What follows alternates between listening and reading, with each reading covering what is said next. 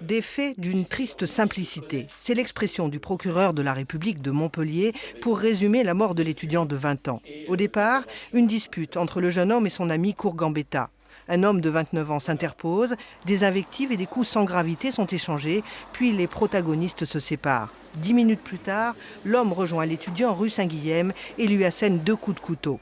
Le suspect invoquera la légitime défense, mais les témoins et les vidéos de la rue semblent dire le contraire. Nous avons, en tout cas en l'état de l'enquête, des témoignages, des enregistrements vidéo qui, à notre sens, démontrent qu'il y avait l'intention de tuer et avec préméditation.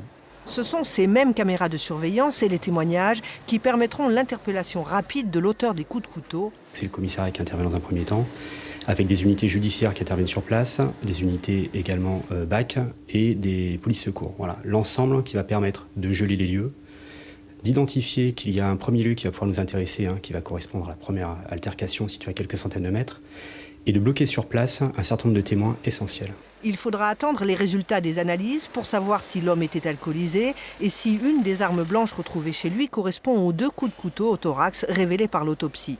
A priori, le suspect n'était pas connu des services psychiatriques de Montpellier.